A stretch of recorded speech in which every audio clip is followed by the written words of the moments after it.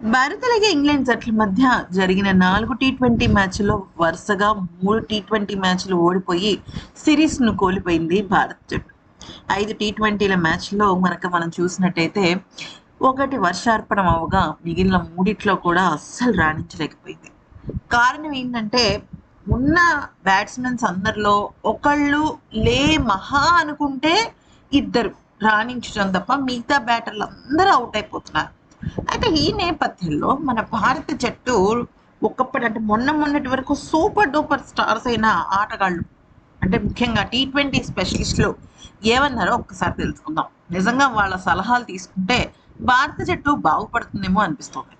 ముఖ్యంగా రోహిత్ శర్మ మాట్లాడుతూ ఏమన్నాడంటే, భారత జట్టు ప్రస్తుతం ట్రాన్సిషన్ టైంలో ఉంది. కొత్త ఆటగాళ్ళు నేర్చుకుంటున్నారు అన్న మాటలు ఎంత తక్కువ వినిపిస్తే అంత మంచిది. ఎందుకనంటే ప్రస్తుతం ఉన్న టీ20 జట్టు ఏదైతే ఇంగ్లాండ్‌తో ఆడిందో వైభవ్ సూర్యవంశీ, ప్రియాంష్ ఫిండే ఇలాంటి వాళ్ళు తప్ప మిగతా వాళ్ళందరూ కూడా ఆల్మోస్ట్ 2, 3 ఇంటర్నేషనల్ ఐసీసీ ట్రోఫీలకు ఆడిన వాళ్ళే. సంజు శాంసన్, శ్రేయస్ అయ్యర్, ఇషాన్ కిషన్, తిలక్ వర్మ వీళ్ళందరూ సూపర్ స్టార్స్. టీ20లలో వాళ్ళు చాలా గొప్ప ఆటగాళ్ళని వాళ్ళని వాళ్ళు నిరూపించుకున్నారు. బహుశా బౌలర్స్‌లో కూడా హర్షదీప్ సింగ్ చాలా అద్భుతమైన సీనియర్ ఆటగాడు.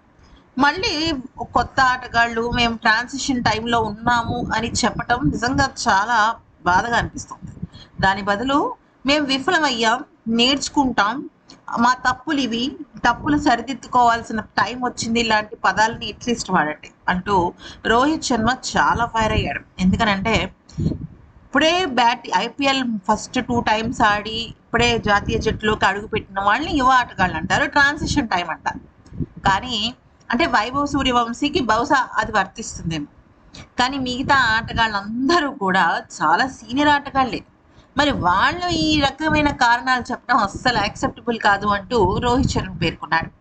ఇక భారత జట్టు టోటల్ జట్టు పరంగానే విఫలమైందని, దీన్ని కెప్టెన్ని కాదు ముందుగా అనాల్సింది అయితే మాత్రం ఖచ్చితంగా జట్టులో ఉన్న ప్రతి ఒక్కరిని అంటూ విరాట్ కోహ్లీ చెప్పుకొచ్చాడు. శ్రేయస్ అయ్యర్ కానీ, సంజు కానీ, ఇషాన్ కానీ, తిలక్ వర్మ కానీ వీళ్ళందరూ కూడా చాలా అద్భుతమైన ఆటగాళ్ళు. వీళ్ళ గురించి నేను ఎంత చెప్పినా తక్కువే. కానీ అటువంటి ఆటగాళ్ళు ఈ రకంగా ఘోరంగా విఫలం అవ్వడం అస్సలు నేను ఎక్స్పెక్ట్ చేయలేదు.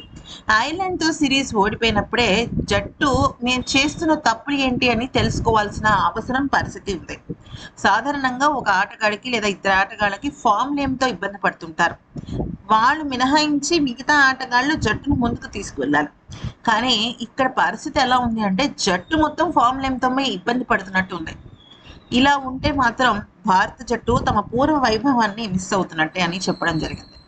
ఇక ఆ తర్వాత ఎంఎస్ ధోని వ్యాఖ్యానిస్తూ ఏమన్నాడంటే, ఖచ్చితంగా ఇక శ్రేయస్ అయ్యర్ అయితే పూర్తిగా పునరుద్ధరించుకోవాల్సిన పరిస్థితులు ఉన్నాయి. ఎందుకనంటే జట్టులో ఎక్కడ తప్పిదం జరుగుతోంది, ఏ ఆటగాడికి ఏ రకమైన లోపం ఉంది, ప్లస్ సెల్ఫ్గా నేను ఎక్కడ తప్పు చేస్తున్నాను అన్న ఒక అనాలిసిస్ కంపల్సరీగా చేసుకోవాలి. అప్పుడే జట్టు ఒక ప్రయోజనాలకు జట్టు కష్టపడుతుంది. ఇక్కడ కెప్టెన్ అనేవాడు కేవలం జట్టుని మైదానంలో ముందుకు నడిపించడం కాదు, సరైన ఎన్విరాన్మెంట్, ఆటగాళ్ళ ప్రాక్టీస్ సెషన్స్ పైన క్లోజ్ లుక్ ఉండాలి.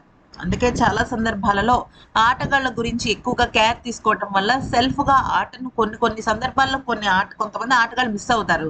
అది అస్సలు బాధపడాల్సిన విషయం ఏం లేదు. కానీ ఖచ్చితంగా దాని గురించి ప్రయత్నించాలి అంటూ ధోని సలహాలు చెప్పాడు.